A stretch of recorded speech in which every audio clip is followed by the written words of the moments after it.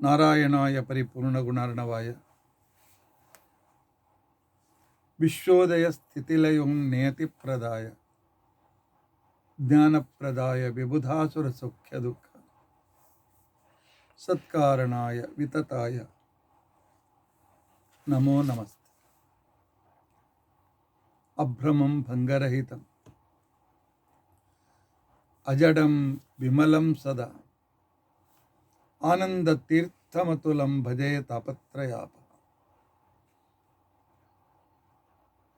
ಭವತಿ ಯದನುಭಾವಾದೇಡಮೂಕೋಪಿ ವಾಗ್ಮಿ ಜಡಮತಿರಪಿ ಜಂತುರ್ಜಾಯತೆ ಪ್ರಾಜ್ಞಮೌಲಿಃ. ಸಕಲವಚನಚೇತೋ ದೇವತಾ ಭಾರತೀ ಸಾ ಮಮ ವಚಸಿ ನಿಧತ್ತಾಂ ಸನ್ನಿಧಿಂ ಮಾನಸೇ ಚ.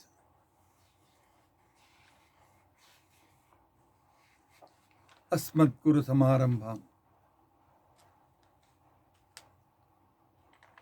ಟೀಕಾಕೃತ್ಪಾದಮಧ್ಯಗಾಂ ಶ್ರೀಮದಾಚಾರ್ಯಪರ್ಯಂತಾಂ ವಂದೇ ಗುರುಪರಂಪರಾ. ವಿದ್ಯಾಯಾಂ ವಿಬುಧಾಚಾರ್ಯಂ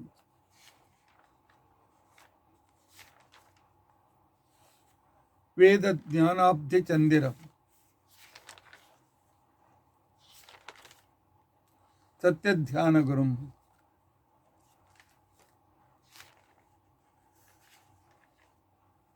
ವಿದ್ಯಾಯಾಂ ವಿಬುಧಾಚಾರ್ಯಂ ವೇದಜ್ಞಾನಾಬ್ಧಿಚಂದಿರಂ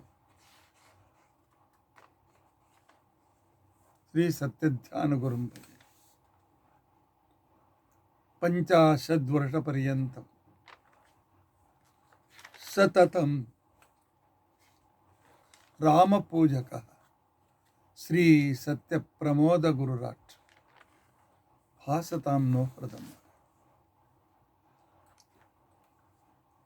ಬಂಧುಸ್ತ್ವಂ ಗುರುರಿಷ್ಟದೈವತಮಿತಿ ತ್ವತ್ಪಾದ ಪಂಕೇರ್ವ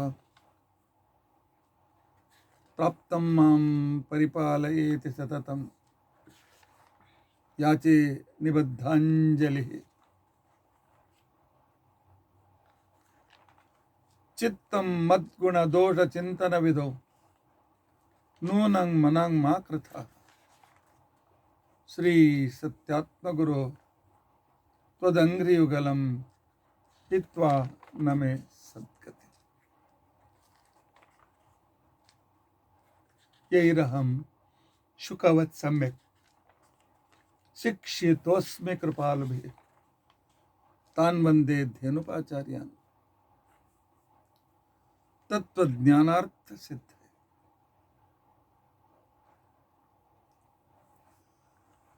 ಶ್ರೀ ಗುರುಭ್ಯೋ ನಮಃ. ಹರಿ ಓಂ ಹರಿ ಓಂ ಹರಿ ಓಂ.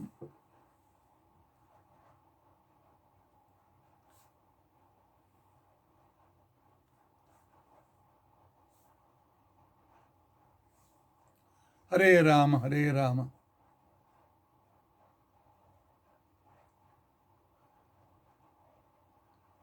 ಸ್ವಸ್ತಿಸ್ತು ಅಷೇಢ ಸನ್ಮಂಗಲಾನಿ ಸಂತು. ಶ್ಲೋಕೈಕ ಶ್ರವಣ ಪಠನ ಮಾತ್ರೇಣ ವಕ್ತುಶ್ಚ ಶ್ರೋತॄಣಾಂ ನಿಖಿಲ ಕಲಿಕೃತ ಕಲ್ಮಟಾಪ ನೋದನ ಪಟುತರೆ ಧರ್ಮಾದ್ಯಖಿಲ ಪುರುಷಾರ್ಥ ಸಾಧನೆ ಭೂತೆ. ಅದ್ಯ ರುದ್ರಾಧ್ಯಾಯ ಚಮಕ ವಿವರಣಾರಂಭೆ ಸತಿ ಕಿಂಚಿತ್ ಪೂರ್ವಕಥಾನುವಾದ. ಹರಿ ಓಂ ಹರಿ ಓಂ ಹರಿ ಓಂ.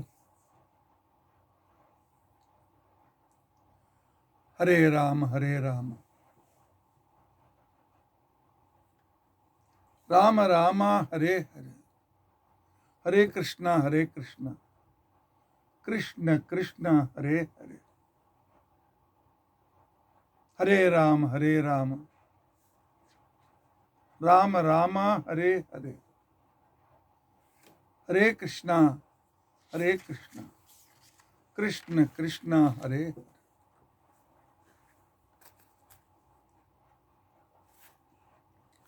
ಹರೇ ರಾಮ ಹರೇ ರಾಮ, ರಾಮ ರಾಮ ಹರೇ ಹರೇ, ಹರೇ ಕೃಷ್ಣ ಕೃಷ್ಣ ಕೃಷ್ಣ ಹರೇ ಹರೇ, ಹರೇ ರಾಮ ರಾಮ ರಾಮ ಹರೇ ಹರೇ, ಹರೇ ಕೃಷ್ಣ ಕೃಷ್ಣ ಕೃಷ್ಣ ಹರೇ ಹರೇ. ಶ್ರೀ ಗುರುಭ್ಯೋ ನಮಃ. ಹರಿ ಓಂ ಹರಿ ಓಂ ಹರಿ.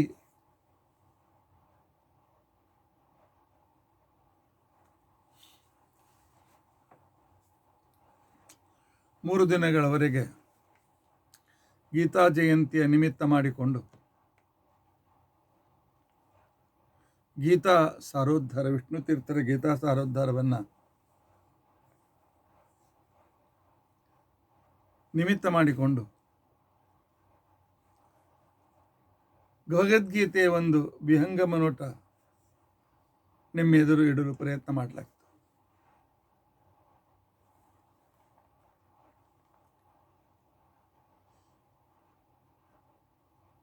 ಮರಾಠಿ ಭಾಷೆಯಲ್ಲಿ ಸುಮಾರು 3 ವರ್ಷಗಳ ಹಿಂದೆ ನಾನು ದಿನಕ್ಕೆ ಒಂದು ಅಧ್ಯಾಯದಂತೆ 18 ದಿನ ಪ್ರವಚನ ಮಾಡಿದ್ದೆ. ಅದನ್ನು ನೆನಪಿಟ್ಟುಕೊಂಡು ಇವತ್ತು 3-4 ಜನ ಫೋನ್ ಬಂತು, ಅದನ್ನು ನೀವು ಪುನಃ ರಿಲೀಸ್ ಯಾಕೆ ಮಾಡಬಾರ್ದು ಅಂತ.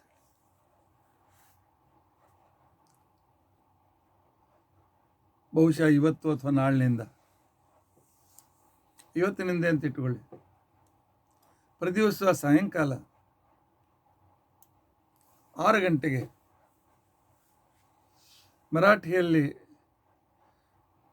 ಮೊದಲೇ ರೆಕಾರ್ಡ್ ಆಗಿರ್ತಕ್ಕಂಥ ಆ ಪ್ರವಚನವನ್ನು ದಿನಕ್ಕೆ ಒಂದರಂತೆ 18 ದಿನಗಳವರೆಗೆ ರಿಲೀಸ್ ಮಾಡುವ ವಿಚಾರ ಇದೆ. ಯಾರಿಗೆ ಮರಾಠಿ ಭಾಷೆ ಬರ್ತದೆ ಅವರು ಅವಶ್ಯವಾಗಿ ಕೇಳಿ. ನಾವು ರುದ್ರ ನಮಕ ಚಮಕದ ಕೊನೆಯ ಹಂತದಲ್ಲಿದ್ದೇವೆ. ಪರಮಾತ್ಮ 1 ರೂಪದಿಂದ 2 ರೂಪದಿಂದ 3 ರೂಪದಿಂದ 4 ರೂಪಗಳಿಂದ 5 ರೂಪಗಳಿಂದ 6 ರೂಪಗಳಿಂದ 7 ರೂಪಗಳಿಂದ 8 9 10 11 12 13 ರೂಪಗಳಿಂದ ಆ 1 2 3 4 ಸಂಖ್ಯೆಯಲ್ಲಿ ಯಾವ್ಯಾವ ರೀತಿಯಲ್ಲಿ ಪರಮಾತ್ಮ ಸಂಖ್ಯಾತ್ಮಕವಾದ ವಿಶಿಷ್ಟ ವ್ಯಕ್ತಿಗಳಲ್ಲಿ, ವಿಶಿಷ್ಟ ಸ್ಥಾನಗಳಲ್ಲಿ, ವಿಶಿಷ್ಟ ವಸ್ತುಗಳಲ್ಲಿ ಇದ್ದು ತನ್ನ ವಿಭೂತಿ ರೂಪವನ್ನು ವ್ಯಕ್ತಪಡಿಸಿದ ಅನ್ನೋದನ್ನು 13 ದಿನಗಳಿಂದ ನಾವು ಕೇಳಿದ್ದೆ.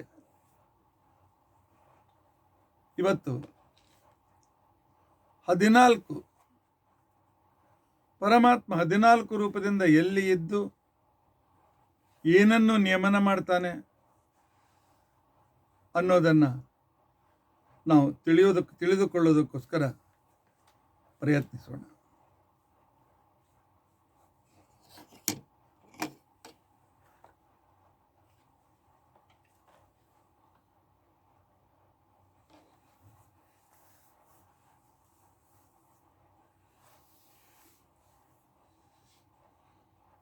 ಪರಮಾತ್ಮನ 14 ರೂಪಗಳು ಯಾವುದು ಅಂತಂದರೆ, ಸತ್ಯಧರ್ಮ ತೀರ್ಥರು ಬರೀತಾರೆ, ಮತ್ಸ್ಯ ಕೂರ್ಮ ವರಾಹ ನಾರಸಿಂಹ ವಾಮನ ಭಾರ್ಗವ ರಾಘವ ಕೃಷ್ಣ ಬುದ್ಧ ಕಲ್ಕಿ. ಆನಂತರ ಚತುರ್ವ್ಯೂಹ ರೂಪ ವಾಸುದೇವ ಸಂಕರ್ಷಣ ಪ್ರದ್ಯುಮ್ನ ಅನಿರುದ್ಧ ರೂಪಗಳು. ಈ ರೂಪಗಳಿಂದ ಪರಮಾತ್ಮ ನಮ್ಮ ಮೇಲೆ ವಿಶೇಷವಾಗಿರ್ತಕ್ಕಂತಹ ಅನುಗ್ರಹವನ್ನು ಮಾಡುವುದಕ್ಕೋಸ್ಕರ ಭಗವಂತ ಮುಖ್ಯವಾಗಿ 14 ಮನುಗಳಲ್ಲಿ ತಾನು ಸನ್ನಿಹಿತನಾಗಿದ್ದು ಸಂಪೂರ್ಣವಾಗಿರ್ತಕ್ಕಂತಹ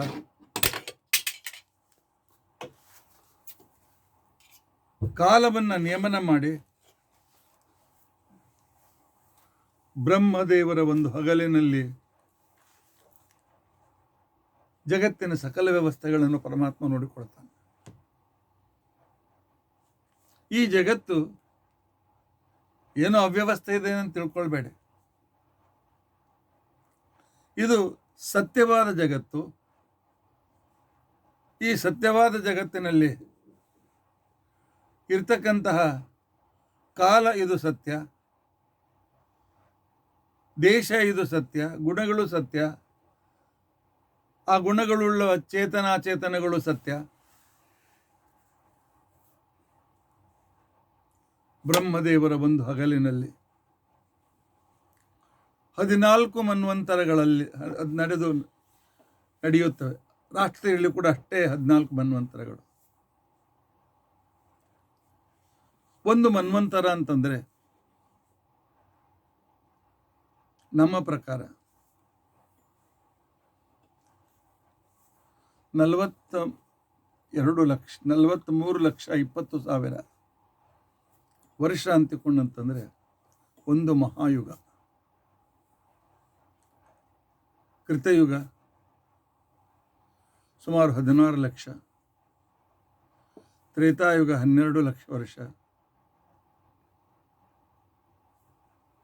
ದ್ವಾಪರಯುಗ 8 ಲಕ್ಷ ವರ್ಷ, ಕಲಿಯುಗ 4.25 ವರ್ಷ. ಉಳಿದಲ್ಲಿ ಆ ವರ್ಷಗಳ ಚಿಲ್ಲರೆ ಸೇರಿಸಿಕೊಂಡು 43,20,000 ವರ್ಷ 4 ಯುಗಗಳು ಸೇರಿ ಆಗ್ತದೆ. ಎಷ್ಟು ದೀರ್ಘಕಾಲ ಅಲ್ಲ. ಆದರೆ ಪರಮಾತ್ಮನ ದೃಷ್ಟಿಯಲ್ಲಿ ಇದು ಒಂದು ಅಣುಕಾಲೂ ಕೂಡ ಅಲ್ಲ. ಇಂಥ 71 ಮಹಾಯುಗಗಳು ಅಂದರೆ 42 ಲಕ್ಷ, 43,20,000 ವರ್ಷ ಗುಣಿಲೆ ಇಂಟು 71, ಆಗ ಒಂದು ಮನ್ವಂತರ ಆಗ್ತದೆ. ಅಂದರೆ ಸರ್ವಸಾಮಾನ್ಯವಾಗಿ 30 ಕೋಟಿ 85,71,429 ವರ್ಷಗಳು, ಅಂದರೆ ಒಂದು ಮನ್ವಂತರ. ಪರಮಾತ್ಮ ಬ್ರಹ್ಮದೇವರ ಮಗನಾದ ಸ್ವಯಂಭುವನನ್ನು ಮೊದಲನೇ ಮನ್ವಂತರಕ್ಕೆ ಅಧಿಪತಿಯನ್ನಾಗಿ ಮಾಡಿ ಅವನ ವಂಶದಲ್ಲಿ ಮತ್ತು ಅವನ ಸಂಬಂಧಿತ ವಂಶದಲ್ಲಿ ಬಂದಿರತಕ್ಕಂತಹ ವ್ಯಕ್ತಿಗಳಿಗೆ ಒಂದೊಂದು ಮನ್ವಂತರಕ್ಕೆ ಅವರನ್ನು ಅಧಿಪತಿಯನ್ನಾಗಿ ಮಾಡ್ತಾನೆ. ಭಗವಂತನ ಒಂದು ಕ್ಯಾಬಿನೆಟ್ ಇದೆ. ಭಗವಂತನ ಕ್ಯಾಬಿನೆಟ್ನಲ್ಲಿ ಪರಮಾತ್ಮ ಮತ್ತು ಲಕ್ಷ್ಮಿ ರಾಜಾರಾಣಿಯರು, ಆನಂತರ ಪ್ರಮುಖ ಮಂತ್ರಿ ಬ್ರಹ್ಮ ಮತ್ತು ವಾಯುದೇವರು, ಆನಂತರ ಮುಖ್ಯ ಪೋರ್ಟ್ಫೋಲಿಯೋಗಳಲ್ಲಿ ಇರ್ತಕ್ಕಂಥವರು ಗರುಡಶೇಷ ರುದ್ರರು, ಆನಂತರ ಇಂದ್ರಕಾಮರು. ಈ ರೀತಿಯಾಗಿ ಸೋಮಪಾನಾರ್ಹರು, ಶತಸ್ಥ ದೇವತೆಗಳು, ಕರ್ಮಜರು ಇತ್ಯಾದಿ ಪೋರ್ಟ್ಫೋಲಿಯೋ ಸ್ಥಾನಗಳು ಅವನ ಪರಿವಾರ ಬೆಳೀತಾ ಹೋಗ್ತದೆ.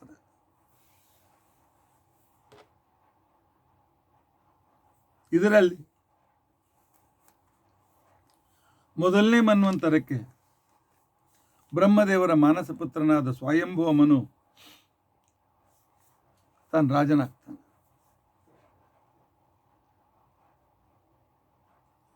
ಒಬ್ಬ ಇಂದ್ರ ಒಂದು ಮನ್ವಂತರದವರೆಗೆ ಅವನಿಗೆ ಆಯುಷ್ಯ, ಅವನ ಸಾಧನ ಅಷ್ಟೇ.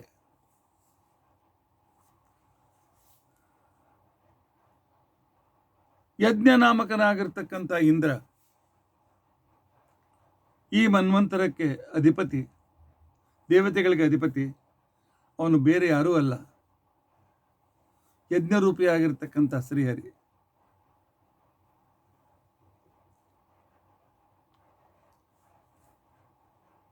ಪ್ರತಿಯೊಂದು ಮನ್ವಂತರಗಳಲ್ಲಿ ಕೂಡ ಸಪ್ತರ್ಷಿಗಳು ಬದಲಾಗ್ತಾರೆ.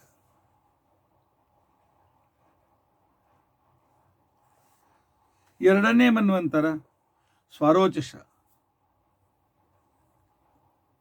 ಇವನು ಅಗ್ನಿಪುತ್ರ. ಈ ವೇಳೆಯಲ್ಲಿ ಇರುವ ಇಂದ್ರನ ಹೆಸರು ರೋಚನ ಅಂತ ತಿಳ್ಕೊಂಡಂತೆ. ಈ ಮನ್ವಂತರದಲ್ಲಿ ವಿಭು ಅಂತನೋ ಹೆಸರಿನಿಂದ ಪರಮಾತ್ಮ ತಾನು ಅವತಾರ ತೆಗೆದುಕೊಂಡು ಈ ಮನ್ವಂತರದ ನಿಯಮನವನ್ನು ಮಾಡ್ತಾನೆ. ಮೂರನೇ ಮನ್ವಂತರ ಉತ್ತಮ ಅಂತ ತಿಳ್ಕೊಂಡಂತೆ. ಉತ್ತಮ ಅಂತೂ ಕೂಡ ಇದೆ. ಈ ಉತ್ತಮ ಇವನು ಚತುರ್ಥ ಉತ್ತಮ ಅಂತಕ್ಕಂಥವನು ತಾಪಸನ ಮಗನಾಗಿರ್ತಕ್ಕಂಥವನು.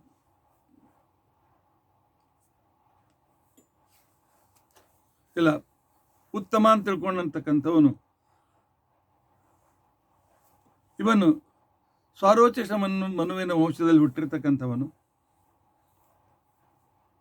ಈ ಉತ್ತಮನ ಸಂದರ್ಭದಲ್ಲಿ ಇರ್ತಕ್ಕಂಥ ಇಂದ್ರನ ಹೆಸರು ಸತ್ಯಜಿತ್ ಅಂತ ತಿಳ್ಕೊಂಡು ಅಂತ ಹೇಳಿ. ಈ ವೇಳೆಯಲ್ಲಿ ಪರಮಾತ್ಮ ಸತ್ಯ ಅಂತನೂ ಹೆಸರಿನಿಂದ ಅವತಾರ ತೆಗೆದುಕೊಂಡು ಜಗತ್ತಿನ ನಿಯಮನವನ್ನು ಮಾಡ್ತಾನೆ. ನಾಲ್ಕನೇ ಮನ್ವಂತರ ಉತ್ತಮನ ಮಗನಾಗಿರ್ತಕ್ಕಂತಹ ತಾಪಸ ಅಂತ ತಿಳ್ಕೊಂಡಂತೇಳಿ ಮನ್ವಂತರ. ಈ ಮನ್ವಂತರದಲ್ಲಿ ಇರ್ತಕ್ಕಂಥ ಇಂದ್ರನ ಹೆಸರು ತ್ರಿಶಿಖ ಅಂತ ತಿಳ್ಕೊಂಡಂತೇಳಿ. ಈ ಮನ್ವಂತರದಲ್ಲಿ ಪರಮಾತ್ಮ ಹರಿ ಅಂತನ ಅವತಾರವನ್ನು ತೆಗೆದುಕೊಂಡು ಗಜೇಂದ್ರನನ್ನ ಮತ್ತು ಮೊಸಳೆಯನ್ನು ಉದ್ಧಾರ ಮಾಡ್ತಾನೆ. ಐದನೇ ಮನ್ವಂತರ ರೈವತ ಅಂತ ತಿಳ್ಕೊಂಡಂತೇಳಿ.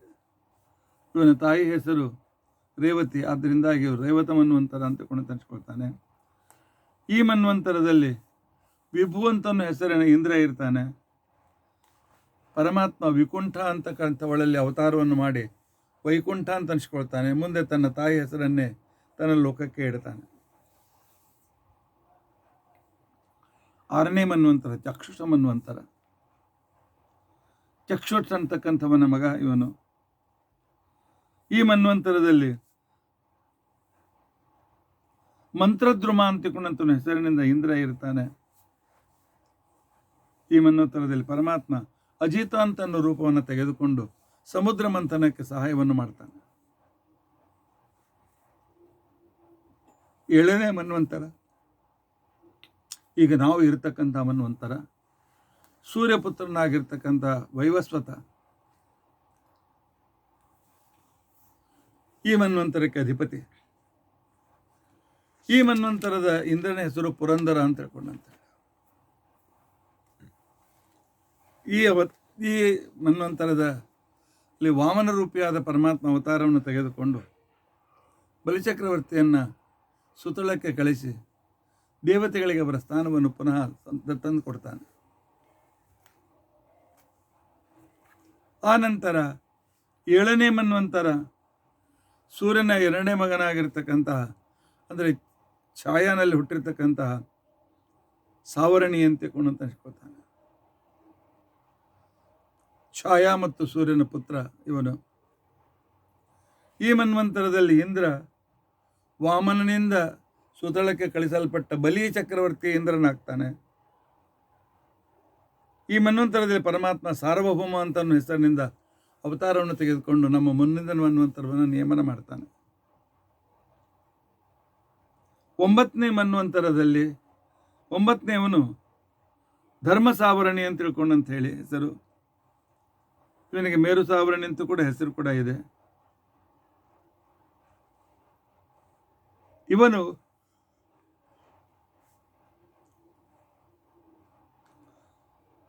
ಮೊದಲಿನ ಯಮಪುತ್ರ ಸಾವರಣಿಯ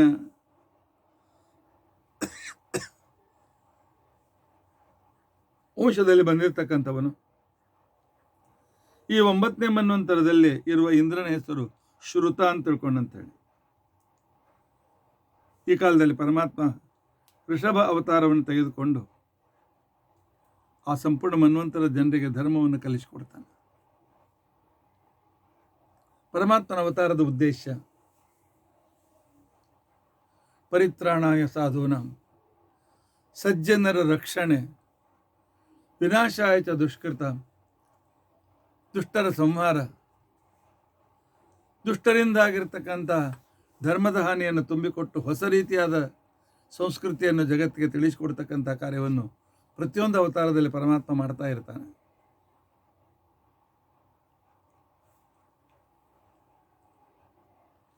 ಹತ್ತನೇ ಮನ್ವಂತರದ ಅಧಿಪತಿ ಬ್ರಹ್ಮ ಸಾವರಣೆ. ಇವನಿಗೆ ಧೌಮ್ಯ ಅಂತ ಕೂಡ ಹೆಸರು. ಆನಂತರ ಈ ವೇಳೆಯಲ್ಲಿ ಶಂಭು ಅಂತಕ್ಕಂಥ ಹೆಸರಿನಿಂದ ಇಂದ್ರ ಇರ್ತಾನೆ. ಪರಮಾತ್ಮ ವಿಶ್ವಕ್ಸೇನ ರೂಪದಿಂದ ಅವತಾರವನ್ನು ತೆಗೆದುಕೊಂಡು ಸಕಲ ದ್ವಾರಪಾಲಕರಿಗೆ ಶಕ್ತಿ ಸಾಮರ್ಥ್ಯವನ್ನು ಕೊಡ್ತಾನೆ. 11ನೇ ಮನು ಧರ್ಮ ಸಾವರಣಿ, ಮೇರು ಸಾವರಣಿ ಕೂಡ ಅಂತ ಹೆಸರು ಇವನಿಗೆ. ಈ ವೇಳೆಯಲ್ಲಿ ಪರಮಾತ್ಮ ಇಂದ್ರ ಅಂತ ಹೆಸರನ್ನು ವೈದ್ರತ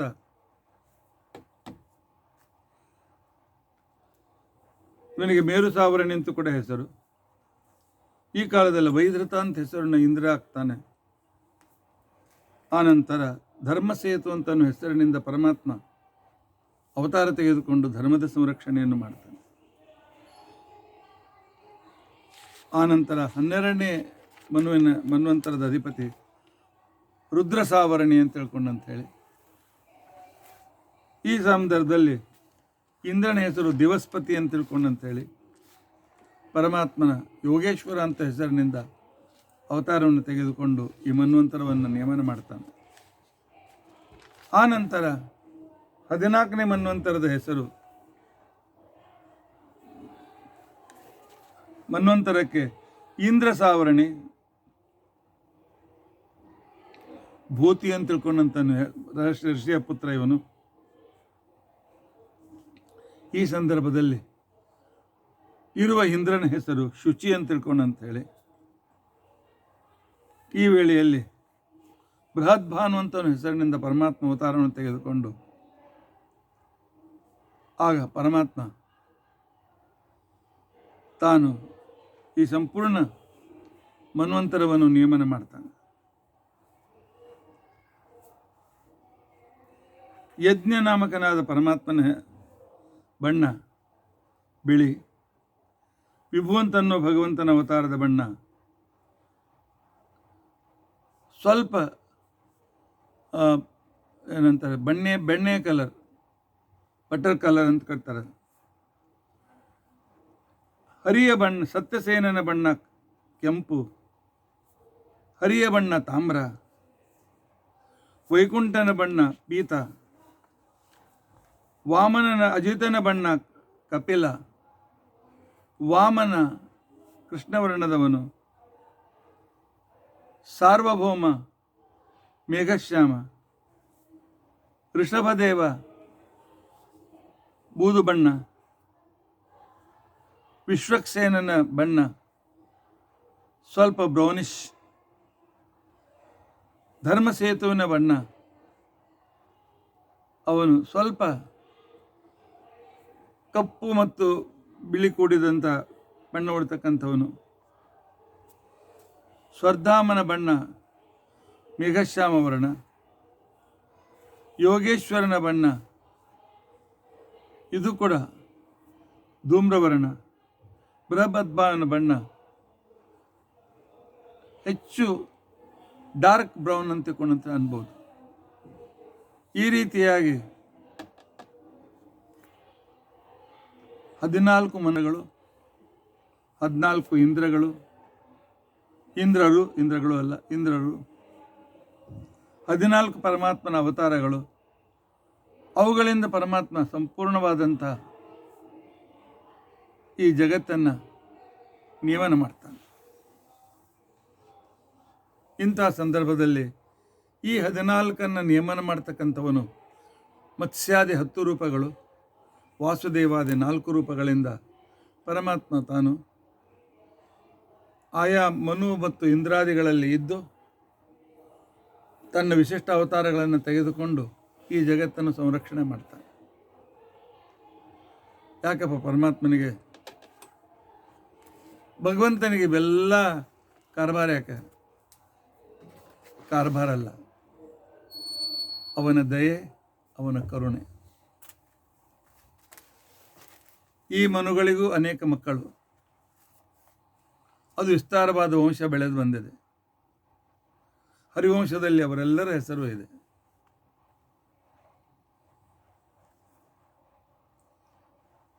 ಭಾಳ ವಿಸ್ತಾರವಾಗಿ ಬಂದಿದೆ. ಸುಮಾರು 14 ಮನ್ವಂತರ, 14 ಮನ್ವಂತರದಲ್ಲಿ 14 ಇಂದ್ರರು, ಪರಮಾತ್ಮನ 14 ರೂಪಗಳು, ಪ್ರತಿಯೊಂದು ಯುಗದಲ್ಲಿ 7 ಸಪ್ತರ್ಷಿಗಳು, ಪ್ರತಿಯೊಬ್ಬ ಮನುವಿನಿಗೆ 7 ಜನ ಮಕ್ಕಳು.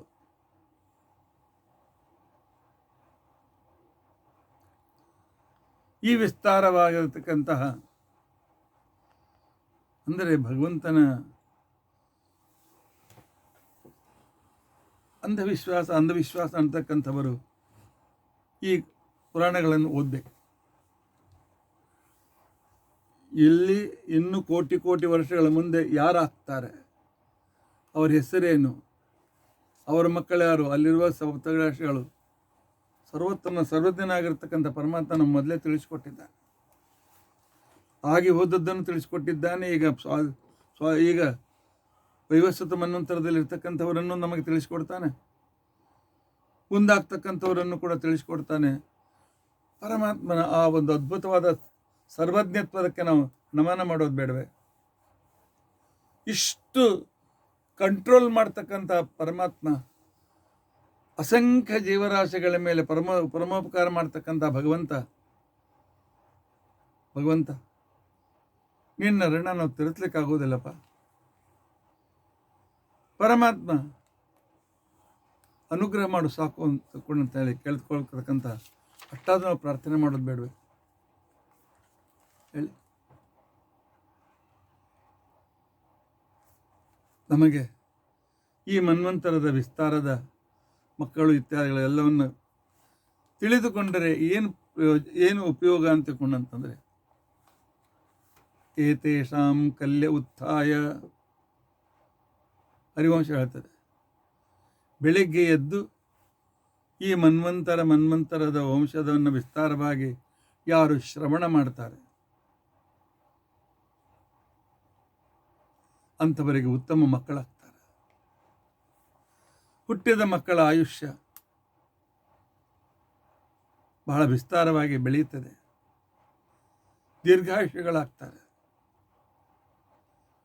ಅವರ ಮನೆಯಲ್ಲಿ ನಾಸ್ತಿಕನಾಗಲಿ ಭಾಗ್ಯಹೀನನಾಗಿ ಹುಟ್ಟೋದಿಲ್ಲ ಅಂತ ತಿಳ್ಕೊಂಡಂತೇಳಿ ಹರಿವಂಶ ಈ ರೀತಿಯಾಗಿರ್ತಕ್ಕಂಥ ನಮಗೆ ಮಾರ್ಗದರ್ಶನವನ್ನು ಮಾಡಿಕೊಡ್ತದೆ, ತಿಳಿಸಿಕೊಡ್ತದೆ.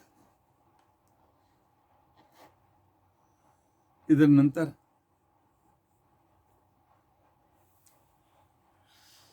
ಆರನೇ ಮನ್ವಂತರದಲ್ಲಿ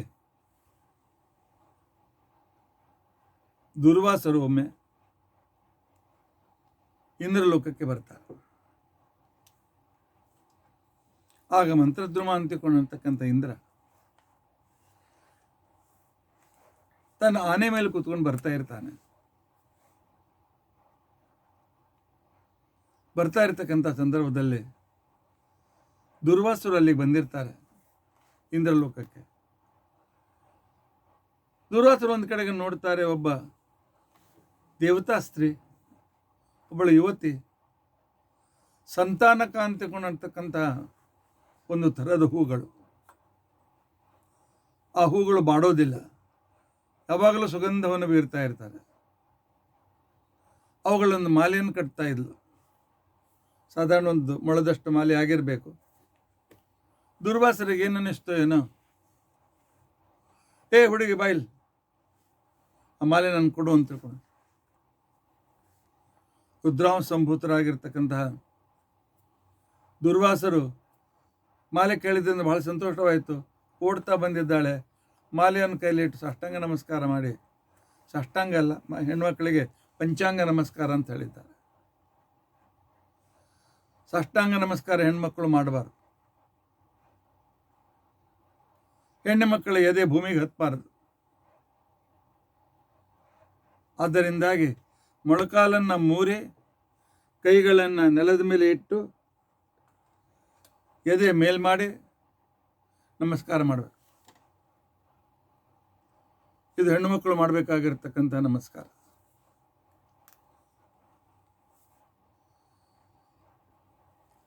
ದೀಪದ ಬುಡಭಾಗ,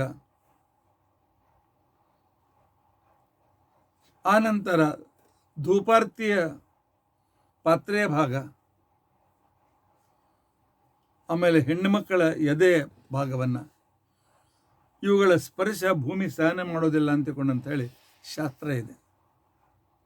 ಅದಕ್ಕೆ ಮಂಗಳಾರತಿ ನೆಲದ ಮೇಲೆ ಇಡಬಾರ್ದು, ಒಂದು ತಟ್ಟೆಯಲ್ಲಿ ಇಡಬೇಕು. ಮಂಗಳಾರತಿ ಆಗಲಿ ಧೂಪಾರತಿ ಆಗಲಿ ಮಣೆ ಮೇಲೋ ತಟ್ಟೆ ಮೇಲೆ ಇಡಬೇಕು.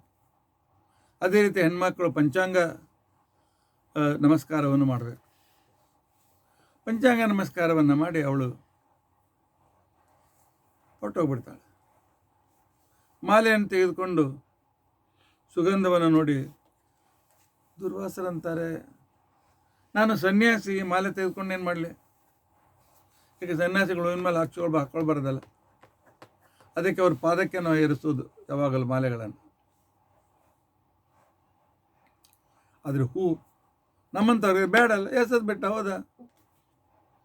ಇಲ್ಲ, ಹೂವಿನಲ್ಲಿ ಪಾರ್ವತಿ ದೇವಿ ಇರ್ತಾಳೆ. ನಾವಿರೋ ಮಹಾರಾಷ್ಟ್ರ ಪ್ರದೇಶದಲ್ಲಿ ಒಂದು ತಪ್ಪು ಪದ್ಧತಿ ಇದೆ. ಅವರು ಸೇವಂತಿಗೆ ಹೂ ಮತ್ತು ಬೇರೆ ಹೂ ತೆಗೆದುಕೊಂಡಾಗ ಗುಲಾಬಿ ಹೂ ಎಲ್ಲ ಪಕಳಿಗಳನ್ನು ತೆಗೆದು ದೇವರಿಗೆ ಏರಿಸ್ತಾರೆ. ಈ ತಪ್ಪು ಸರ್ವಥಾ ಮಾಡಲಿಕ್ಕೆ ಹೋಗಬೇಡಿ. ಪ್ರತಿಯೊಂದು ಹೂವಿನಲ್ಲಿ ಪಾರ್ವತೀಯ ದೇವಿಯ ವಿಶೇಷವಾದ ಸನ್ನಿಧಾನ ಇದೆ. ಅದನ್ನು ದಳಗಳನ್ನು ಕಿತ್ತಿದರೆ ಪಾರ್ವತೀ ದೇವಿ ಕೈಕಾಲು ಕಿತ್ತಿದ ಪಾಪ ನಮಗೆ ಬರುತ್ತದೆ. ಪಾರ್ವತೀ ದೇವಿ ಪರಮಾತ್ಮನ ಪಾದಾರವಿಂದದಲ್ಲಿ ಸೇರಬೇಕು ಅಂತ ಬಯಸ್ತಾ ಇರ್ತಾಳೆ. ಅದನ್ನು ಭಗವಂತನಿಗೆ ಪಾದಕ್ಕೆ ಸಮರ್ಪಣೆ ಮಾಡಿದಾಗ ಪಾರ್ವತಿಯ ಅನುಗ್ರಹದಿಂದ ಒಳ್ಳೆ ಗಂಡ ಸಿಗ್ತಾನೆ. ಗಂಡ ಹೆಂಡತಿ ಪ್ರೀತಿಯಿಂದ ಇರ್ತಾರೆ. ನಮ್ಮಲ್ಲಿ ನಾವು ಸಣ್ಣವರಿದ್ದಾಗ ಕೇಳ್ತಾ ಇದ್ದೀವಿ, ಸರಿ ಎಷ್ಟು ಒಳ್ಳೆ ಗಂಡ ಸಿಗ್ನೆ ನಿನಗೆ, ಹಿಂದಿನ ಜನ್ಮದಲ್ಲಿ ಎಷ್ಟು ಒಳ್ಳೆ ಹೂಗಳಿಂದ ದೇವರನ್ನು ಆರಾಧನೆ ಮಾಡಿದ್ದೀಯಾ ಅಂತ ತಿಳ್ಕೊಂಡಂತ ಹಿರಿಯರು ಹೇಳ್ತಾ ಇದ್ರು. ಆ ವಿಷಯ ಪುರಾಣದಲ್ಲಿ ಕೂಡ ಬಂದಿದೆ. ಹೆಣ್ಣು ಮಕ್ಕಳ ಕಡೆಯಿಂದ ಪುಷ್ಪ ಪೂಜೆ ಮಾಡಿಸಿ ಪರಮಾತ್ಮ ನಿಶ್ಚಿತವಾಗಿ ಅನುಗ್ರಹ ಮಾಡ್ತಾನೆ. ಒಳ್ಳೆಯ ಪತಿ ಸಿಗ್ತಾನೆ, ಅತ್ತೆ ಮನೆಯಲ್ಲಿ ಬಹಳ ಸುಖದಿಂದ ಇರ್ತಾರೆ ಅಂತ ವ್ಯಕ್ತಿಗಳು. ಆದ್ದರಿಂದ ಅದನ್ನು ಎಸೆಯಲಿಕ್ಕೆ ದುರ್ವಾಸರಿಗೆ ಮನಸ್ಸಾಗಲಿಲ್ಲ. ಇದರಿಂದ ಇಂದ್ರ ಬರ್ತಾ ಇದ್ದ. ಏ ಇಂದ್ರ ಬಾ, ಅವನಿಗೆ ನೀ ಬೇಕಾ, ಹೆಂಡತಿಯವರು ಮನೇಲಿ ಎಷ್ಟು ಮಣ್ಣಕ್ಕೆ ಬೇಕಾಷ್ಟು ಜನ ಇರ್ತಾರೆ, ಕೊಡಲಿ ಅವನು ಈ ಮಾಲೆ ತೆಗೆದುಕೊ ಅಂದ್ಕೊಂಡು ಕೊಟ್ಟರು. ಇಂದ್ರ ತೆಗೆದುಕೊಂಡ, ನಮಸ್ಕಾರ ಮಾಡಿದ, ಆನೆಯ ತಲೆ ಮೇಲೆ ಇಟ್ಟ.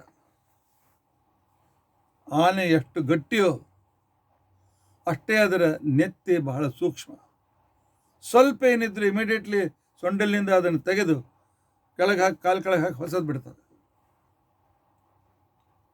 ಅದೇ ರೀತಿಯಾಗಿ ಮಾಲೆಯನ್ನು ತೆಗೆದುಕೊಂಡು ಕಾಲು ಕೆಳಗೆ ಹಾಕಿ ಹೊಸದು ಬಿಡ್ತದೆ.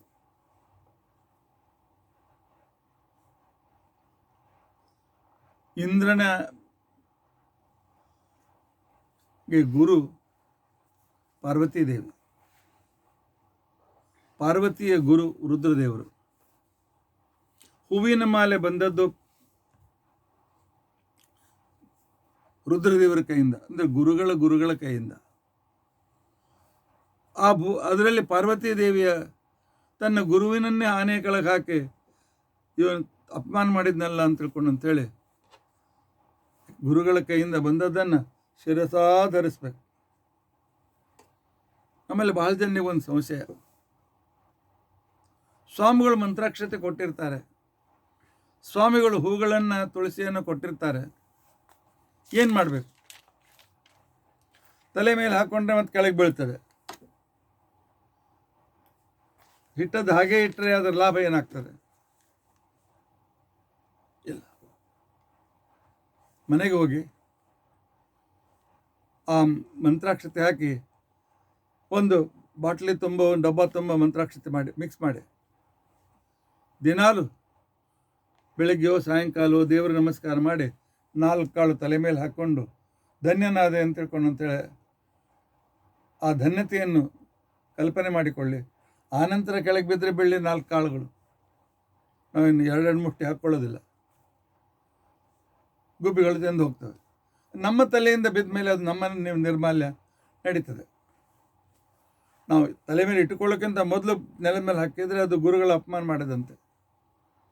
ಅದಕ್ಕೆ ರುದ್ರದೇವರು ಶಾಪ ಕೊಟ್ಟರು, ಸಂಪೂರ್ಣ ದೈವಲೋಕದ ಸಂಪತ್ತಿ ಹೊರಟೋಗ್ಬಿಡ್ಲಿ ಅಂತ. ಇದು ಐಶ್ವರ್ಯ ಅಂತೇಳಿ ಜಗತ್ತಿಗೆ ಐಶ್ವರ್ಯ ಕೊಡುವ ಇಂದ್ರ ಬ್ಯಾಂಕ್ರಪ್ಟ್ ಆದ. ಭಿಕ್ಷೆ ಪಾತ್ರೆಯನ್ನು ಕೈಯಲ್ಲಿ ತೆಗೆದುಕೊಂಡು ಬರುತ್ತೆ, ಹಿಡಿಯಬೇಕಾಯಿತು, ಎಲ್ಲ ಸಂಪತ್ತಿ ಹೊರಟೋಯ್ತು. ಬ್ರಹ್ಮದೇವರ ಹತ್ರ ಬಂದು ಆ ಕಾಲದಲ್ಲಿ ಬ್ರಹ್ಮದೇವರಿಗೆ ಪ್ರಾರ್ಥನೆ ಮಾಡಿದಾಗ ಬ್ರಹ್ಮದೇವರು ಹೇಳಿದ್ರು, ಹೋದದ್ದೆಲ್ಲ ಹೋಯ್ತಪ್ಪ, ಇನ್ನು ಹೊಸ ಸಂಪತ್ತಿಯನ್ನು ಸಂಪಾದನೆ ಮಾಡಿ ಅಂತ ಹೇಳಿದಾಗ ಆ ಕಾಲದಲ್ಲಿ ಅಜಿತ ನಾಮಕನಾದ ಪರಮಾತ್ಮನ ಸಹಾಯದಿಂದ, ಕೂರ್ಮ ನಾಮಕನಾಗಿರ್ತಕ್ಕಂಥ ಭಗವಂತನ ಸಹಾಯದಿಂದ ಆ ಕಾಲದಲ್ಲಿ ಸಮುದ್ರ ಮಥನವನ್ನು ಮಾಡಿದ್ದಾರೆ. ಅವರ ನಿಮಿತ್ತಕ್ಕೆ ಮಾತ್ರ ಮಾಡಿದ್ದು, ಉಳಿದೆಲ್ಲ ಸಮುದ್ರ ಮಥನ ಮಾಡಿದ್ದು ಪರಮಾತ್ಮನೇ. ಆಗ ಆ ಸಮುದ್ರ ಮಂಥನದಿಂದ 14 ವಸ್ತುಗಳು ಹುಟ್ಟಿದವು. ಚತುರ್ದಶ ರತ್ನಗಳು ಅಂತ ಕರೀತಾರೆ. ಶ್ರೇಷ್ಠ ರತ್ನ ಮಹಾಲಕ್ಷ್ಮೀ ದೇವಿ, ಲಕ್ಷ್ಮೀ ಶೋಭಾನ ನಿಮಗೆ ಗೊತ್ತಿದೆ. ಎಲ್ಲರನ್ನೂ ಕೂಡ ಅವರಲ್ಲಿರದ ನ್ಯೂನತೆಗಳನ್ನು ಎಣಿಸಿ ಪರಮಾತ್ಮನ ಕೊಳ್ಳೆಗೆ ಮಾಲೆ ಹಾಕ್ತಾಳೆ. 2ನೇ ರತ್ನ ಕೌಸ್ತುಭ, ಬ್ರಹ್ಮದೇವರು ತಮ್ಮ ಕಂಠದಲ್ಲಿ ಆ ನೆಕ್ಲೆಸ್ನಂತೆ ಧಾರಣೆ ಮಾಡಿದ್ದಾರೆ. 3ನೇದ್ದು ಪಾರಿಜಾತ ವೃಕ್ಷ, ನೆಲದ ಮೇಲೆ ಬಿದ್ದ ಯಾವ ಹೂವನ್ನು ದೇವರಿಗೆ ಏರಿಸಬಾರ್ದು, ಭೂಮಿ ಸ್ಪರ್ಶ ಆದರೆ ನಿರ್ಮಾಲ್ಯವಾಯ್ತದು. ಆದರೆ ಪಾರಿಜಾತ ಮಾತ್ರ ನೆಲದ ಮೇಲೆ ಬಿದ್ದರೂ ಆರಿಸಿ ಪರಮಾತ್ಮನಿಗೆ ಏರಿಸಲಿಕ್ಕೆ ಬರ್ತದೆ.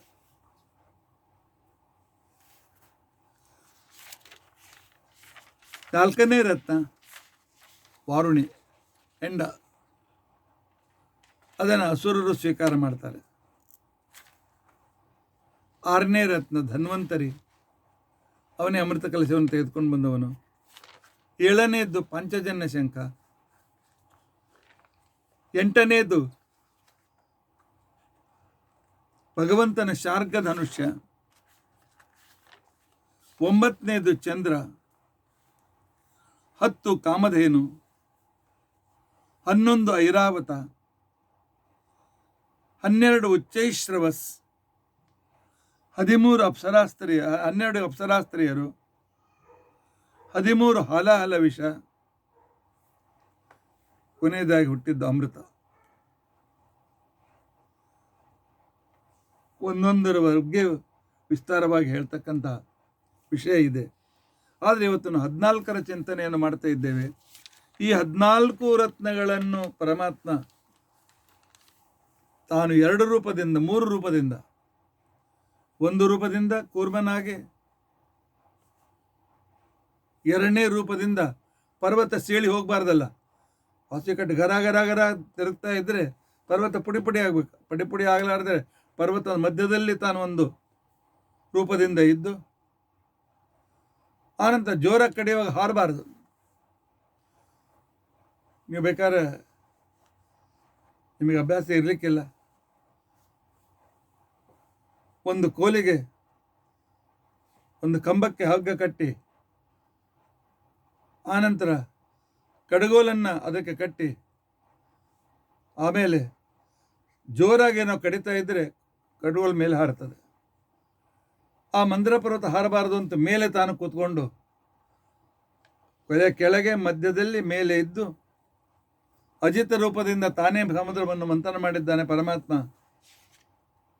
ಇಂಥ ಪರಮಾತ್ಮನಿಂದ 14 ರತ್ನಗಳು, 14 ರತ್ನಗಳು ಮತ್ಸ್ಯಾದಿ ದಶರೂಪ, ವಾಸುದೇವಾದಿ ಚತುರ್ರೂಪಗಳನ್ನು ಅಲ್ಲಿ ಚಿಂತನೆ ಮಾಡಿ ಪರಮಾತ್ಮ ದೊಡ್ಡ ಅನುಗ್ರಹವನ್ನ ಮೇಲೆ ಮಾಡಿದ್ದಾನೆ ಅಂತ ತಿಳ್ಕೊಂಡು ಅಂತ ಹೇಳಿದ್ದ. ಗರುಡ ಪುರಾಣದಲ್ಲಿ ಒಂದು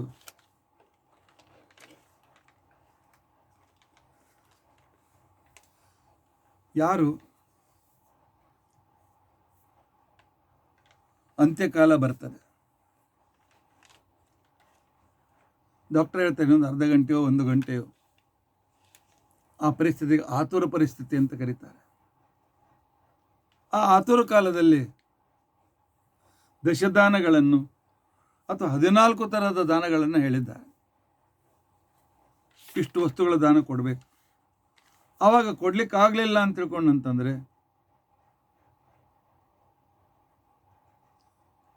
ಅವರು ಮೃತರಾದ ಮೇಲೆ 13ನೇ 14ನೇ ದಿವಸ ಈ 14 ದಾನಗಳನ್ನು ತಪ್ಪದೇ ಕೊಡಬೇಕು ಅಂತ ತಿಳ್ಕೊಂಡಂತ ಹೇಳಿದ್ದಾರೆ. ಒಂದೊಂದು ಪದಗಳನ್ನು, ಒಂದೊಂದು ದಾನಕ್ಕೂ ಕೂಡ ವಿಶೇಷವಾದ ಮಹತ್ವ ಇದೆ. ಜನರಿಗೆ ದಾನ ಕೊಡುವಾಗ ಬಹಳ ಉದಾರವಾಗಿ ಒಳ್ಳೆಯ ಮನಸ್ಸಿನಿಂದ ದಾನ ಕೊಡುವವರೂ ಇದ್ದಾರೆ.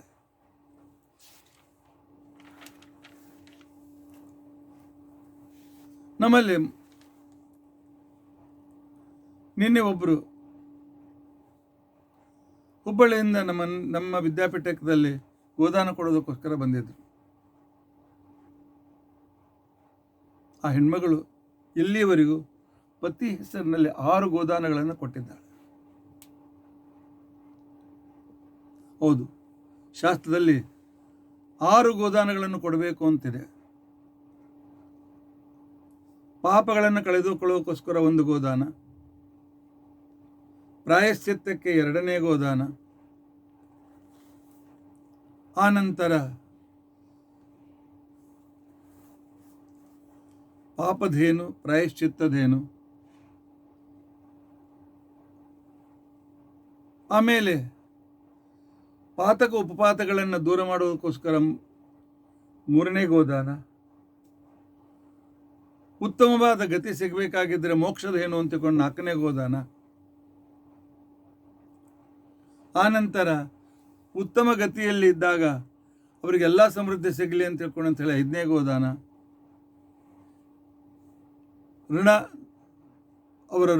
ಅವರು ಋಣಮುಕ್ತರಾಗಲಿ ಅಂತೇಳಿ ಋಣಗೋದಾನ, ವೈತರಣಿ ನದಿಯನ್ನು ದಾಟೋದಕ್ಕೋಸ್ಕರ ವೈತರಣ್ಯ ಗೋದಾನ. ಈ ರೀತಿಯಾಗಿ 6 ಗೋದಾನಗಳನ್ನು ಗರುಡ ಪುರಾಣ ನಮಗೆ ತಿಳಿಸಿಕೊಡ್ತಾರೆ. ಅಷ್ಟು ಶ್ರದ್ಧೆಯಿಂದ ಮಾಡಿದ್ದಾರೆ. ಅದೇ ರೀತಿ ಶ್ರದ್ಧೆಯಿಂದ 13 ದಿವಸಗಳಲ್ಲಿಯೂ ಕೂಡ ಈ ದಾನಗಳನ್ನು ಮಾಡಬೇಕು. ಮೊದಲನೇದ್ದು ಎಳ್ಳಿನ ದಾನ. ತಿಲದಾನ ಮಾಡೋದರಿಂದಾಗಿ ಮಕ್ಕಳಿಗೆ, ಸೊಸೆಯಂದರಿಗೆ ಒಳ್ಳೆ ಮಕ್ಕಳು ಹುಡ್ತಾರೆ, ಮೊಮ್ಮಕ್ಕಳು ಮರಿಮಕ್ಕಳು ಸಮೃದ್ಧವಾಗಿ ಮನೆ ತುಂಬ ಇರ್ತಾರೆ ಅಂತ ತಂದಿದ್ದಾರೆ. 2ನೇದು ಅನ್ನದಾನ. ಇದರಿಂದ ಪರಮಾತ್ಮ ಅನುಗ್ರಹದಿಂದ ಮುಕ್ತಿ ಕೂಡ ಸಿಗ್ತದೆ ಅಂತ ತಿಳ್ಕೊಂಡಿದ್ದಾರೆ. ವಸ್ತ್ರದಾನ. ಈ ದಾನದಿಂದ ಅಲ್ಲಿರ್ತಕ್ಕಂಥವ್ರು ಉತ್ತಮ ವಸ್ತ್ರ ಸಿಗುವುದಲ್ಲದೆ ವಸ್ತ್ರದಾನ ಮಾಡಿದ ಅಧಿಕಾರಿಗೆ ಚಂದ್ರಲೋಕ ಸಿಗ್ತದೆ ಅಂತ ತಿಳ್ಕೊಂಡಿದ್ದಾರೆ. ಸಪ್ತಧಾನ್ಯದಲ್ಲಿ ಅಕ್ಕಿಯ ದಾನವನ್ನು ಮಾಡೋದರಿಂದಾಗಿ ಯಾವಾಗಲೂ ಸುಖ ಸಿಗ್ತದೆ. 5ನೇ ಜ್ಞಾನ ಸುವರ್ಣ ದಾನ, ಬಂಗಾರದ ದಾನ. ಅದರಿಂದ ದೀರ್ಘ ಆಯುಷ್ಯ ಪ್ರಾಪ್ತಿಯಾಗ್ತದೆ. ಆರನೆಯದ್ದು ಉದಕುಂಭ ದಾನ, ನೀರು ತುಂಬಿದ ಪಾತ್ರೆಯ ದಾನ. ಯಮಲೋಕದಲ್ಲಾಗಲಿ ದೇವಲೋಕದಲ್ಲಾಗಲಿ ಅವನಿಗೆ ಹಸಿವೆ ನೀರಡಿಕೆಗಳು ಆಗೋದಿಲ್ಲ. ಏಳನೇ ದಾನ, ಉತ್ತಮವಾದ ದೃಷ್ಟಿ ಬರ್ತದೆ. ಶಾಸ್ತ್ರದ ಅಧ್ಯಯನ ಮಾಡಲಿಕ್ಕೆ ಅನುಕೂಲಕರವಾದಂಥ ದೃಷ್ಟಿ ಬರ್ತದೆ. 8 ಪೂರ್ಣ ವಸ್ತ್ರದಾನ. ಅದರಿಂದ ಮನುಷ್ಯನಿಗೆ ಒಂದು ವಿಶಿಷ್ಟವಾಗಿರ್ತಕ್ಕಂಥ ಅಧಿಕಾರ ಬರ್ತದೆ ಅಂತ ತಿಳ್ಕೊಂಡಿದ್ದಾರೆ. ಗೋದಾನ, ಸೂರ್ಯಲೋಕ ಪ್ರಾಪ್ತಿ ಆಗ್ತದೆ. ಭೂದಾನ, ಉತ್ತಮ ವರ್ಣದಲ್ಲಿ ಜನ್ಮ. ಆನಂತರ ಅಗ್ನಿಷ್ಠಿಕಾ ದಾನ, ಯಾವಾಗಲೂ ಯಜ್ಞಾಗಾದಿಗಳು ನಿಲ್ಲೋದಿಲ್ಲ. ರೌಪ್ಯ ದಾನದಿಂದ ದೇಹ ಸೌಂದರ್ಯ ಪ್ರಾಪ್ತಿಯಾಗ್ತದೆ. ಋಷಭದಾನದಿಂದ ಧರ್ಮ ಆಚರಣೆ ಸರಿಯಾಗಿ ಆಗ್ತದೆ. ಅಶ್ವದಾನದಿಂದ ಸಂಪೂರ್ಣವಾಗಿರ್ತಕ್ಕಂಥ ಆರೋಗ್ಯ ಪ್ರಾಪ್ತಿಯಾಗ್ತದೆ. ಈ ರೀತಿಯಾಗಿ 14 ದಾನಗಳು, ಆಮಾನ್ನ, ಉದಕುಂಭ, ಪಾದರಕ್ಷೆ, ಯಷ್ಟಿ, ಲೋಹದಂಡ, ಕಮಂಡಲು, ಛತ್ರ, ವಸನ, ಅಗ್ನಿಷ್ಠಿಕ, ತಿಲ, ಚಂದನ, ದೀಪ, ತಾಂಬೂಲ, ಪುಷ್ಪ. ಊರ್ಧ್ವಲೋಕದಲ್ಲಿರ್ತಕ್ಕಂಥವರಿಗೆ ಎಲ್ಲ ವಸ್ತುಗಳಲ್ಲಿ ಪ್ರಾಪ್ತಿಯಾಗಿ ಅವರ ಮಾರ್ಗ ಸುಖವಾಗಿದ್ದಾಗ್ತದೆ. ಆದ್ದರಿಂದಾಗಿ ಈ ಚತುರ್ದಶ ದಾನಗಳನ್ನು ಕೊಡಬೇಕು ಅಂತ ತಿಳ್ಕೊಂಡು ಅಂಥೇಳಿ ಶಾಸ್ತ್ರಕಾರರು ಹೇಳ್ತಾರೆ.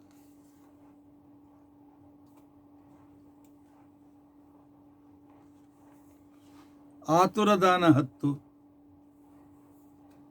13 ಪದದಾನಗಳು, 14 ಉತ್ತಮ ದಾನಗಳು, 6 ಗೋದಾನಗಳು,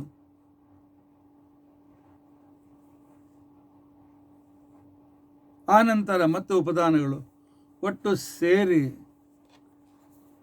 76 ದಾನಗಳು ಆಗ್ತದೆ.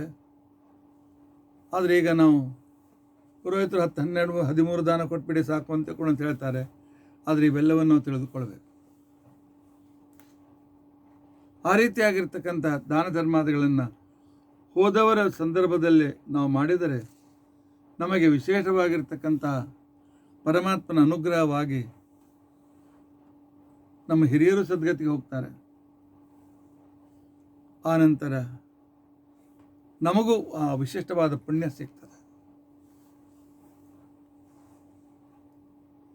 ಹೋಗೋರು ಹೋಗ್ತಾರ್ರಿ.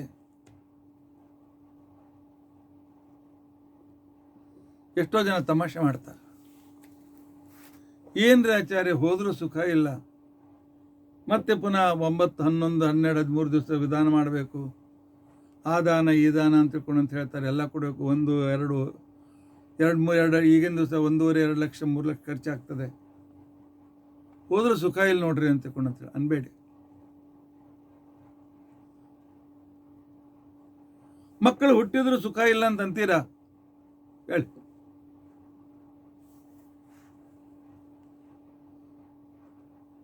ಅಯ್ಯೋ, ಬಾಣಂತನ ಖರ್ಚು ಮಾಡಬೇಕು, ಸಣ್ಣ ಕೂಸಿದ್ದಾಗ 20 ಔಷಧಿ, ಅದು ಇದು, ಡಾಕ್ಟರು, ಇಂಜೆಕ್ಷನ್ ಖರ್ಚು ಮಾಡಬೇಕು, ಅವ್ರ ಎಜುಕೇಷನ್ ಖರ್ಚು ಮಾಡಬೇಕು, ಅವ್ರ ಮದುವೆ ಖರ್ಚು ಮಾಡಬೇಕು. ಮಕ್ಕಳೇ ಬೇಡ ಅಂತಂತೀರ?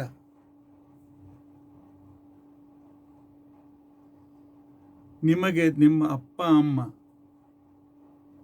ಎಲ್ಲ ರೀತಿಯಿಂದ ಅನುಕೂಲ ಮಾಡಿಕೊಟ್ಟಿದ್ದಾರಲ್ಲ,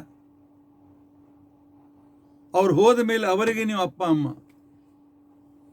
ಅವರಿಗೆ ಹೊಸ ಶರೀರ ಬರಲಿಕ್ಕೆ ಮೊದಲಿನ 10 ದಿನಗಳ ವಿಧಾನಗಳು, ಕಾರಣಗಳು. ಅವರಿಗೆ ಹೊಸ ಜನ್ಮ ನೀವು ಕೊಡಬೇಕು. ಆ ನಂತರ ಯಮ ಮಾರ್ಗದಲ್ಲಿ ಎಲ್ಲ ಥರದ ವಸ್ತುಗಳು ಬೇಕಲ್ಲ, ನೀವು ದಾನ ಕೊಟ್ಟರೆ ಅವರಿಗೆ ಮುಟ್ತದೆ. ಆಗ ಅವರ ಋಣದಿಂದ ಮುಕ್ತರಾಗ್ತಾರೆ. ಇಲ್ಲ ಪಿತೃಋಣ ಮಾತ್ರ ಋಣದಿಂದ ಮುಕ್ತರಾಗ್ಲಿಕ್ಕೆ ಆಗೋದಿಲ್ಲ. ಇವೆಲ್ಲ ದಾನ ಕೊಟ್ಟರೆ ಮಾತ್ರ ಅವರ ಋಣದಿಂದ ಮುಕ್ತರಾಗ್ತೇವೆ.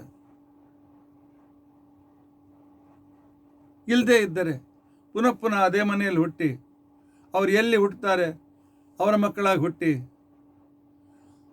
ಅವರ ಸೇವೆಯನ್ನು ಮಾಡಿ ಅವರ ಋಣವನ್ನು ಕಳೆದುಕೊಳ್ಬೇಕಾಗ್ತದೆ.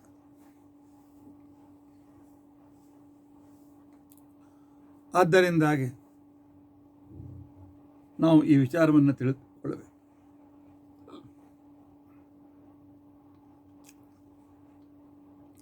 ವರ್ಷದಲ್ಲಿ ದಾನ ಕೊಡಲಿಕ್ಕೆ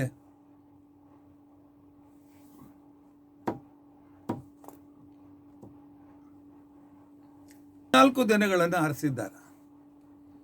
ಬಹಳ ಜನರಿಗೆ ಗೊತ್ತಿರೋದಿಲ್ಲ ಇದು.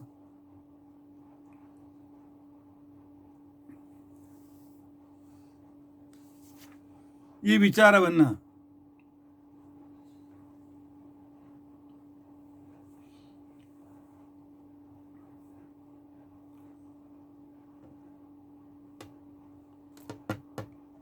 ಪುರಾಣದಲ್ಲಿ ಹೇಳ್ತಾರೆ. ಈ 14 ಬರೆದಿಟ್ಟುಕೊಳ್ಳಿ.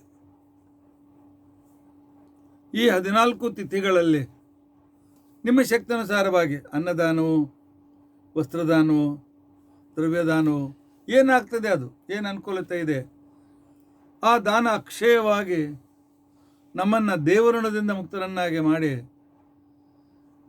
ನಮ್ಮ ಸಾಧನೆಗೆ ಅನುಕೂಲವನ್ನು ಆಗುವಂತೆ ಮಾಡ್ತದೆ.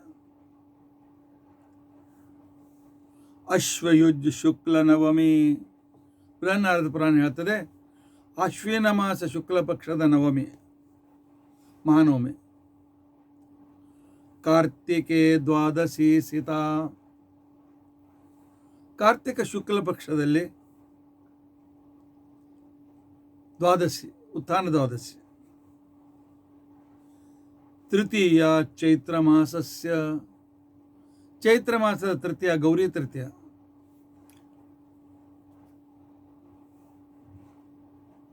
ಸೀತಾ ಭಾದ್ರಪದಸ್ಯ ಚ, ಅದೇ ರೀತಿಯಾಗಿ ಭಾದ್ರಪದ ಶುಕ್ಲ ಪಕ್ಷ ತೃತೀಯ ಅಂದರೆ ಯಾವ ದಿವಸ ಸ್ವರ್ಣಗೌರಿ ವ್ರತವನ್ನು ಮಾಡ್ತೇವೆ ಆ ದಿನ. ಫಾಲ್ಗುಣಸ್ಯ ತು ಅಮಾವಾಸ್ಯ, ಫಾಲ್ಗುಣ ಮಾಸದ ಅಮಾವಾಸ್ಯ ದಿನ. ಪೌಷ್ಯಸ್ಯ ಏಕಾದಶಿ ಸೀತಾ, ಪುಷ್ಯ ಮಾಸ ಶುಕ್ಲ ಪಕ್ಷದ ಏಕಾದಶಿ, ರಘುತ್ತಮ ತೀರ್ಥರ ಪುಣ್ಯತಿಥಿ. ಆಷಾಢಶ್ಚಾಪಿ ದಶಮಿ, ಆಷಾಢ ಮಾಸದ ಶುಕ್ಲ ಪಕ್ಷದ ದಶಮಿ. ಮಾಘ ಮಾಸದ ಶುಕ್ಲ ಪಕ್ಷದ ಸಪ್ತಮಿ, ರಥಸಪ್ತಮಿ ದಿನ. ಶ್ರಾವಣಸ್ಯ ಅಷ್ಟಮಿ, ಶ್ರಾವಣ ಮಾಸದ ಶುಕ್ಲ ಪಕ್ಷದ ಅಷ್ಟಮಿ.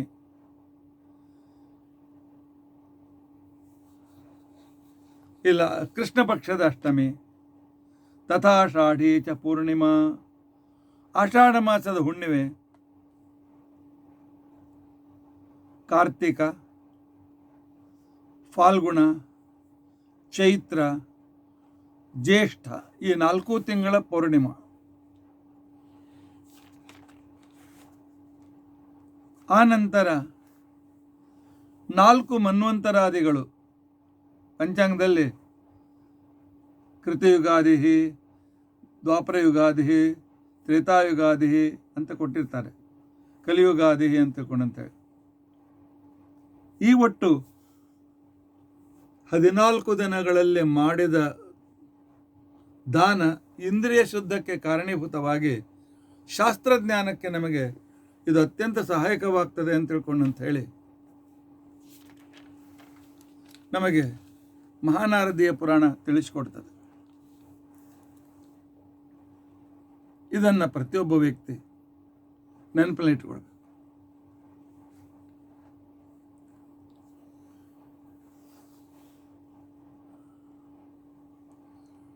ಇನ್ನು 14 ತಿಥಿಗಳ ದೇವತೆ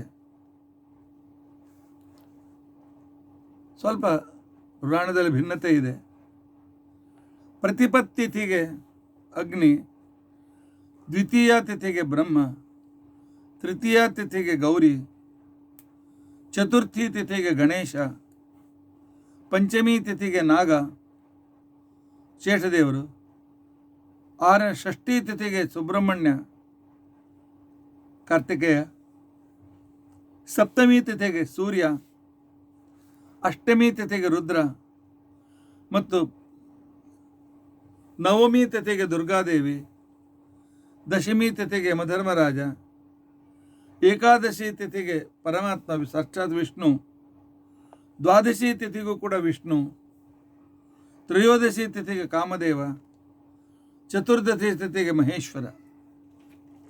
ಈ ರೀತಿಯಾಗಿ 14 ಪೂರ್ವ ತಿಥಿಗಳು ಶುಕ್ಲ ಪಕ್ಷ ಮತ್ತು ಕೃಷ್ಣ ಪಕ್ಷದಲ್ಲಿ.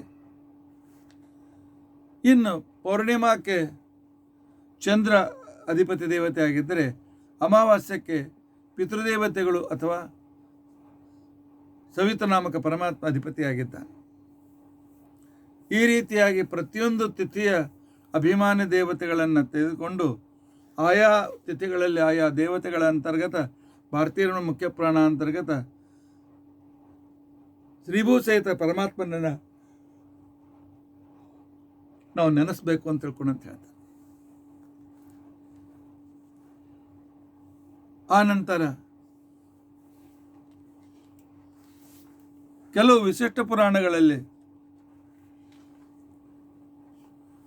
ಮುಖ್ಯ ಪರ್ವಕಾಲ ಅಂತೇಳಿ 14 ಪರ್ವಕಾಲಗಳನ್ನು ಎಣಿಸಿದ್ದಾರೆ. 14 ಪರ್ವಕಾಲಗಳು ಯಾವುದು?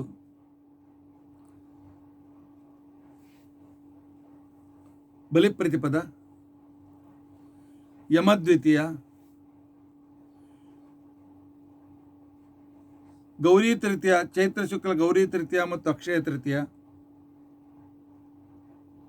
ಭಾದ್ರಪದ ಮಾಸದಲ್ಲಿ ಚತುರ್ಥಿ ಗಣೇಶ ಚತುರ್ಥಿ, ಋಷಿ ಪಂಚಮಿ, ಆನಂತರ ಕೃಷ್ಣ ಪಕ್ಷದಲ್ಲಿ ನಾಗಪಂಚಮಿ, ಸ್ಕಂದ ಷಷ್ಠಿ, ಮಾರ್ಗಶಿರ ಮಾಸದಲ್ಲಿ ಸ್ಕಂದ ಷಷ್ಠಿ, ಭಾದ್ರಪದ ಶುಕ್ಲ ಪಕ್ಷದಲ್ಲಿ ಸೂರ್ಯಷಷ್ಠಿ,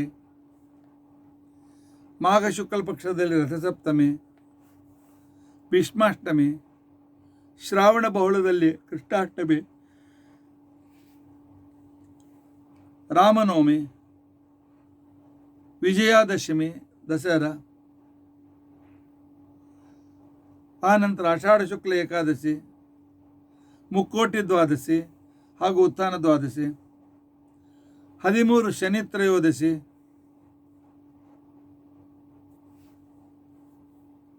ಮಾರ್ಗಶಿರ ಶುಕ್ಲ ಪಕ್ಷ ತ್ರಯೋದಶಿ, ಅನಂತ ಚತುರ್ದಶಿ. ಈ 14 ತಿಥಿಗಳು ಮಹಾಪರ್ವಕಾಲ ಅಂತಕೊಂಡಂತ ಅನಿಸ್ಕೊಂಡಿವೆ.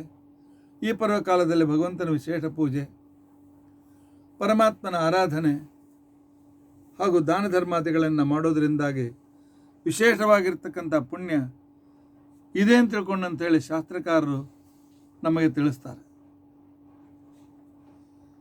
ಈ 14 ತಿಥಿಗಳನ್ನು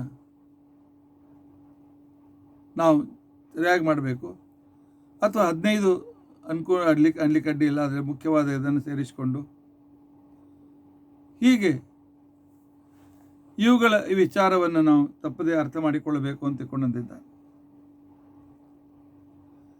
ಹಿಂದಿನ ಕಾಲದಲ್ಲಿ 14 ವಿದ್ಯೆಗಳನ್ನು ಪ್ರತಿಯೊಂದು ಗುರುಕುಲದಲ್ಲಿ ಕಳಿಸ್ತಾ ಇದ್ರು. 14 ವಿದ್ಯೆಗಳು ಅಂತ ತಿಳ್ಕೊಂಡಂತಂದರೆ 4 ವೇದಗಳು, ಶಿಕ್ಷಾ ವ್ಯಾಕರಣ, ನಿರುಕ್ತ ಜ್ಯೋತಿಷ್ಯ, ಛಂದಸ್ಸು ಕಲ್ಪ ಅಂತ ಹೇಳಿ 6 ವೇದಾಂಗಗಳು, ನ್ಯಾಯಶಾಸ್ತ್ರ, ಮೀಮಾಂಸಾ, ಧರ್ಮಶಾಸ್ತ್ರ, ಪುರಾಣ.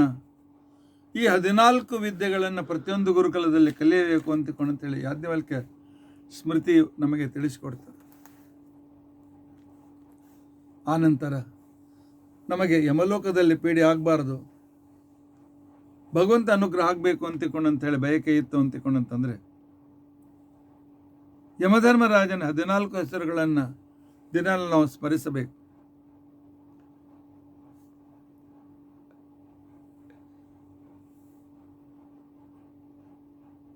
ಯಮ, ನಿಹಂತ, ಧರ್ಮರಾಜ, ವೈವಸ್ವತ, ದಂಡಧರ, ಕಾಲ, ಕೃತಾಂತಕೃತ್, ದಧ್ನ, ನೀಲ, ಔದಂಬರ, ಪರಮೇಷ್ಠಿ, ದಕ್ಷಿಣೇಶ, ಈ ರೀತಿಯಾಗಿ 14 ಹೆಸರಿನಿಂದ ಯಮಧರ್ಮರಾಜನ್ನ ಕಲಿಬೇಕು. ಅದಕ್ಕೋಸ್ಕರ ಶ್ಲೋಕವೂ ಕೂಡ ಇದೆ. ಆ ಶ್ಲೋಕ ಈ ರೀತಿಯಾಗಿದೆ: ಯಮಧರ್ಮರಾಜ ವೈವಸ್ವತ ಕಾಲ ಅಂತಕ ಸರ್ವಭೂತ ಕ್ಷಯಕಾರಕ ಮೃತ್ಯು ವೃಕೋದರ ಚಿತ್ರಗುಪ್ತ ದಧ್ನ ನೀಲ ಔದುಂಬರ ಪರಮೇಷ್ಠಿ ದಕ್ಷಿಣೇಶ ಅಂತ ತಿಳ್ಕೊಂಡಂತೇಳಿ ಯಮಧರ್ಮರಾಜನನ್ನು ನೆನೆಸಿದರೆ ನಮಗೆ ಯಮಲೋಕದ ಯಾವ ಪೀಡೆ ಆಗೋದಿಲ್ಲ ಅಂತ ತಿಳ್ಕೊಂಡು ಅಪಮೃತ್ಯಾದಿಗಳ ಪರಿಹಾರವಾಗ್ತದೆ ಅಂತ ತಿಳ್ಕೊಂಡು ಅಂತ ಹೇಳಿದ್ದಾರೆ. ಒಟ್ಟು 14 ಸಂಖ್ಯೆ. ಇನ್ನೂ ಅನೇಕ ಗುಂಪುಗಳಿವೆ.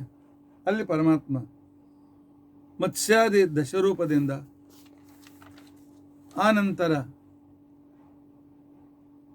ವಾಸುದೇವ ಸಂಕರ್ಷಣ ಪ್ರದ್ಯುಮ್ನ ಅನಿರುದ್ಧ ರೂಪದಿಂದ ಇದ್ದು ಅವುಗಳಿಗೆ ಶ್ರೇಷ್ಠತೆಯನ್ನು ಕೊಟ್ಟು ಆಯಾ ದಿನಗಳಲ್ಲಿ ಆಯಾ ದೇವತೆಗಳನ್ನು ತದಂತರ್ಗತ ಭಗವಂತನನ್ನು ನೆನೆಸ್ತಾ ಇದ್ದರೆ ಪರಮಾತ್ಮ ಪರಮಾನುಗ್ರಹವನ್ನು ಮಾಡಿ ನಮ್ಮ ಮೇಲೆ ಅನುಗ್ರಹ ಮಾಡ್ತಾನೆ. ಏನ್ರಿ ಮೇಲೆ ದಾನ ದಾನ ದಾನ ಅಂತೀರಿ, ಏನು ಬೇಕಾಗಿ ಅಂತ ಹೇಳ್ತೀರಾ ಅಂತಕೊಂಡಂತಂದ್ರೆ ಇಲ್ಲ. ಪರಮಾತ್ಮ ಹೇಳ್ತಾನೆ, ಇಂದ್ರಿಯ ಶುದ್ಧಿ ಆಗಬೇಕಾಗಿದ್ದರೆ, ಮನಃಶುದ್ಧಿ ಅಂತಃಕರಣ ಶುದ್ಧಿ ಆಗಬೇಕಾಗಿದ್ದರೆ 3 ದಾನ 3 ಕ್ರಿಯೆಗಳು ಅತ್ಯಂತ ಅವಶ್ಯಕ. ಯಜ್ಞ, ದಾನ, ತಪಃ. ಇವು 3ನ್ನು ಯಾವುದೇ ಪರಿಸ್ಥಿತಿಯಲ್ಲಿ ಬಿಡಬೇಡಿ. ವೈಶ್ವದೇವಾದಿ ಯಜ್ಞಗಳನ್ನು ಮಾಡ್ತಾ ಇರಿ, ಯಥಾಶಕ್ತಿ ಆಯಾ ಕಾಲದಲ್ಲಿ ಮಾಡಬೇಕಾದ ದಾನಗಳನ್ನು ಮಾಡಿ, ಆನಂತರ ಭಗವಂತನ ಧ್ಯಾನವನ್ನು ಮಾಡಿ. ಪರಮಾತ್ಮನ ಅತ್ಯಂತ ಪ್ರಿಯವಾದ 3 ಸಾಧನೆಗಳು ಒಂದೆಲ್ಲ ಒಂದು ದಿವಸ ನಮಗೆ ಅಪರೋಕ್ಷವನ್ನು ತಂದುಕೊಡ್ತಕ್ಕಂಥವುಗಳು. ಇಂಥ ಪರಮಾತ್ಮನ ವಿಶಿಷ್ಟವಾದ ಅನುಗ್ರಹ ನಮ್ಮ ಮೇಲೆ ಆಗಲಿ. 14 ರೂಪದಿಂದ ಪರಮಾತ್ಮ ನಮ್ಮನ್ನು ರಕ್ಷಿಸಲಿ ಅಂತ ತಿಳ್ಕೊಂಡು ಹೇಳ್ತಾ ಇವತ್ತಿನ ದಿವಸದ ಸೇವೆಯನ್ನು ಪರಮಾತ್ಮನಿಗೆ ಅರ್ಪಿಸೋಣ. ಶ್ರೀಕೃಷ್ಣಾರ್ಪಣಮಸ್ತು. ಹರೇ ರಾಮ ಹರೇ ರಾಮ ರಾಮ ರಾಮ ಹರೇ ಹರೇ, ಹರೇ ಕೃಷ್ಣ ಕೃಷ್ಣ ಕೃಷ್ಣ ಹರೇ. ಉಗ್ರಂ ವೀರಂ ಮಹಾವಿಷ್ಣುಂ ಜ್ವಲಂತಂ ಸರ್ವತೋಮುಖಂ ನೃಸಿಂಹಂ ಭೀಷಣಂ ಭದ್ರಂ ಮೃತ್ಯುಂ ನಮಾಮ್ಯಂ. ಅಚ್ಯುತಾನಂತ ಗೋವಿಂದ ಸ್ಮೃತಿ ಮಾತ್ರಾರ್ಥನಾಶನ ರೋಗಾನ್ಮೇ ರಾಶಿ ಆಶು ಧನ್ವಂತರೇ. ಅಚ್ಯುತಾನಂತ ಗೋವಿಂದ ನಾಮೋಚ್ಚಾರಣ ಬೇಡಜ ನಶ್ಯಂತಿ ಸಕಲ ರೋಗಾ. ಸತ್ಯಂ ಸತ್ಯಂ ವದಾಮಿ. ಅಕ್ಷಯಂ ಕರ್ಮ ಯಸ್ಮಿನ್ ಪರೇ ಸ್ವರ್ಪಿತಂ ಪ್ರಕ್ಷಯಂ ಯಾಂತಿ ದುಃಖಾನಿ ಅನ್ನಾಮತಃ. ಅಕ್ಷರೋ ಯೋಜರ ಸರ್ವದೈವಾಮೃತ ಕುಕ್ಷಿಗಮ್ಯಸ್ಯ ವಿಶ್ವಂ ಸದಾ ಜಾತಿಕಂ ಪ್ರೀಣಯಾಮೋ ವಾಸುದೇವಂ ದೇವತಾ ಮಂಡಲ. ಶ್ರೀಕೃಷ್ಣಾರ್ಪಣಮಸ್ತು. ಶ್ರೀಕೃಷ್ಣಾರ್ಪಣ.